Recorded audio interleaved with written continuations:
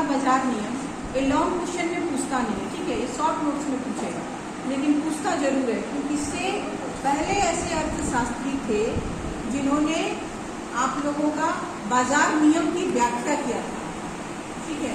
कभी कभी लॉन्ग में भी पूछ देता है तो आलोचना के साथ पूछता है। आलोचना इनका बड़ा कम होता है, क्योंकि जैसे एडम स्मिथ थे ना कि सारा नियम दिए थे, उस तरह से थे जो बाजार के ऊपर एक पहला नियम दिए, मतलब एक बेस दिए जिस पर अन्य अर्थशास्त्री बाजार का नियम दे सकते थे। तो इनकी आलोचना किन्स ने ही बहुत अधिक की है, क्योंकि उन्होंने अपना एक क्लासिकल रोजगार थियरी ही दिया है, ठीक है। तो से का जो बाजार नियम है वो इन्होंने बताया, माने मेन फोकस इनका क्या है कि जो वस्तु मांग जो है वो अपनी पूर्ति स्वयं जनरेट कर लेती है। जब किसी वस्तु का उत्पादन होता है और बाजार में उसको बेचने के लिए लाया जाता है तो पहले से ही उसके खरीदार मौजूद होते हैं। ऐसा प्रैक्टिकली भी होता है। जब कोई नया वस्तु बाजार में आता है तो उसको आप जब जाते हैं दुकान पे खरीदने तो दुकानदार आपको बताता है कि एक नया चीज आया है मार्केट में, तो आप तुरंत उसको ले लेते हैं, ये देखने के लिए कि ये कैसा है, चाहे इसका क्वालिटी है, चाहे जो भी है। तो से का मानना ही यही था कि जब अर्थव्यवस्था में उत्पादन होता है तो जो उत्पादन है माने पूर्ति है वो स्वयं अपनी मांग उत्पन्न कर लेता है, क्योंकि सप्लाई तभी होगा जब डिमांड रहेगा। तो यानी कोई प्रोड्यूसर किसी वस्तु को बना रहा है तो उसका डिमांड है मार्केट में।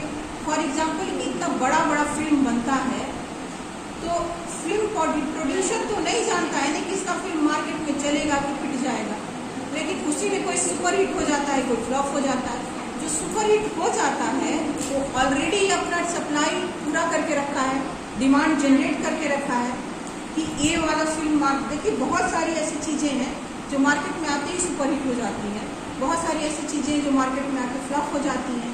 तो जो मार्केट में आके सुपर हिट हो जाता है उस पर तो से का नियम लागू कर गया है ना, क्योंकि बाजार जो सप्लाई है वो स्वयं अपना डिमांड जनरेट कर लिया और मार्केट में सुपर हिट हो गया। लेकिन जो फ्लॉप हो गया उसके बारे में तो उसे बताते ही नहीं है। तो आलोचना हुआ ना कि जब अत्यधिक उत्पादन किसी वस्तु का यदि हो जाए तो कोई गारंटी नहीं है कि वो मार्केट में चल ही जाएगा। हो सकता है कि मार्केट में उसकी बिक्री न हो, तो जब बिक्री नहीं होगा तब तो विश्व मंदी की स्थिति में आ जाएगा। जो कंपनी प्रोडक्शन किया उसका यदि मार्केट बंद हो गया तब वो कंपनी तो लॉस में चला गया, तब क्या किया जाएगा, इसकी व्याख्या से नहीं करते हैं। इसीलिए उनके रोजगार सिद्धांत की आलोचना की जाती है। किन्स कहते हैं कि जब आप अत्यधिक उत्पादन बताते हैं तो उस उत्पादन को फिर से सेटल करने के लिए जगह भी बताइए कि यहाँ पे यदि हम अत्यधिक उत्पादन करते हैं तो यदि बिक्री नहीं हुआ तब हम क्या करेंगे, ठीक है। से अपने सिद्धांत में मान्यता लेते हैं कि पूर्ण रोजगार की पूर्ण प्रतियोगिता है।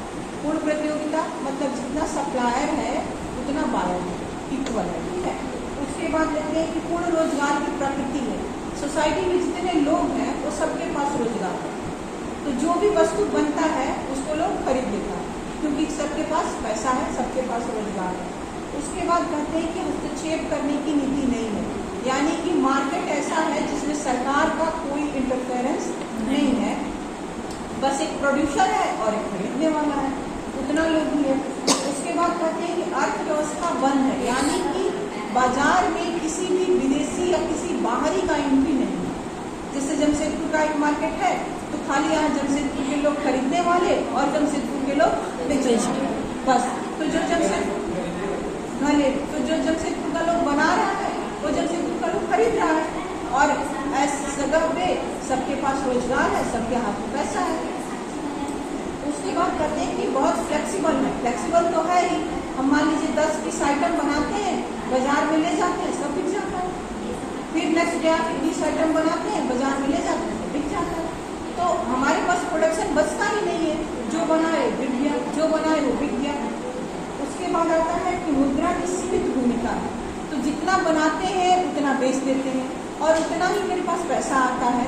तो जो हमारे पास मनी है वो लिमिटेड है ना, नहीं इसमें हम सेविंग नहीं कर सकते हैं, कुछ अदर काम नहीं कर सकते हैं। जितना हम बेच रहे हैं प्रोडक्शन कर रहे हैं, फिर नेक्स्ट डे उसको बेच रहे हैं, फिर उतना कमा रहे हैं, फिर नेक्स्ट डे उससे नया प्रोडक्शन कर रहे हैं। तो जो मुद्रा हमारे पास है वो उसी में रोटेट हो रहा है, कोई एक्स्ट्रा पैसा हमारे पास नहीं आ रहा है। उसके बाद है कि संग्रह का अभाव। जब एक्स्ट्रा पैसा ही नहीं है तो संग्रह करने का जरूरत ही नहीं है। जो कमाए, संग्रह मतलब बचत करना या सेविंग करना, तो इस प्रक्रिया में से के हिसाब से तो पैसा बच ही नहीं रहा है। जितना हम बेच रहे हैं उतना हमको, मान लीजिए 10 पीस बेचे, हमको 2 लाख रुपया मिला। 2 लाख रुपया में हमने 20 आइटम बनाया, बेच दिया, हमको 3 लाख रुपया मिला। 3 लाख में हम 30 आइटम बनाए और बेच दिए, तो हमारे पास तो पैसा बच ही नहीं रहा है ना, तो हम सेविंग कर ही नहीं सकते हैं। तो संग्रह का कोई जरूरत ही नहीं है। उसके बाद आता है कि ये बाजार जो है विस्तृत है, मतलब हमारा इतना माल यदि खपत हो जा रहा है तो लंबा चौड़ा मार्केट है, तभी तो खपत हो जा रहा है। तो बाजार विस्तृत मतलब बड़ा है, ठीक है। उसके बाद आता है कि दीर्घकाल की प्रक्रिया। तो जाहिर सी बात है, जब ये सिस्टम लगेगा तो प्रक्रिया दीर्घकाल में ही जाएगा, मतलब लॉन्ग टर्म में ही काम हो सकता है। शॉर्ट टर्म में तो ऐसा होगा नहीं कि हम सामान बनाए और बेच के फिर बनाए फिर बेचे, ऐसा तो नहीं हो सकता है। तो इन मान्यताओं के आधार पर से ने अपने नियम का वर्णन किया कि जो भी वस्तुएं बनती हैं वो खुद ब खुद मार्केट में बिक जाती हैं और न अति उत्पादन की समस्या ही नहीं होती है, न कोई बेरोजगार होता है, क्योंकि जितना हम बनाते हैं उतना श्रमिक हायर करते हैं, वो श्रमिक बनाता है, फिर उससे अधिक हम बनाते हैं तो अधिक श्रमिक ले आते हैं, तो सोसाइटी में बेरोजगारी है ही नहीं। तो जो छोटा बच्चा है उसको भी नौकरी मिल जाएगा से के हिसाब से, मतलब हमारा प्रोडक्शन बढ़ते जाएगा, हम कारीगर बढ़ाते जाएंगे, बेरोजगारी की समस्या खत्म हो जाएगी। लेकिन ये नियम केवल एक नियम ही है, क्योंकि इस नियम ने केवल एक बेस दिया जिस पर आगे अर्थशास्त्रियों ने बाजार का नियम दिया, क्योंकि वास्तव में ये बाजार का नियम काम नहीं करता है, क्योंकि कोई मार्केट ऐसा नहीं है जहाँ परफेक्ट कंपटीशन हो, जहाँ सबके पास रोजगार हो। तो ये तो सबसे पहले इनकी मान्यताएं ही बहुत सारी गलत हैं और विदाउट सेविंग आगे इन्वेस्टमेंट किया ही नहीं जा सकता है। और इस तरह से यदि कोई अर्थव्यवस्था रहे तो क्या वो कभी विकास कर सकता है? नहीं, वो तो उतने दूर में ही रह जाएगा। तो ये से का बाजार नियम रहा, इसमें कोई डाउट है? समझ में आ गया? तो आप लोगों का पहला क्लास है, पहला टॉपिक है, अच्छे से समझते जाइए, क्योंकि जब इसमें ज़्यादा से टॉपिक है और बहुत सारा नियम है, तो ऐसा ना हो कि बाद में जाकर नियम रैस करके लड्डू पेड़ा बने। उससे बढ़िया एक एक नियम कायदे से समझते जाइए। समय भी है, क्योंकि सेमेस्टर 4 के एग्ज़ाम के बाद आप लोगों का एग्ज़ाम होगा, तो समय भी है थोड़ा, रेगुलर आएंगे तो पढ़ के खत्म कर सकते, ठीक है। PDF बना बंद कर दीजिएगा। हाँ।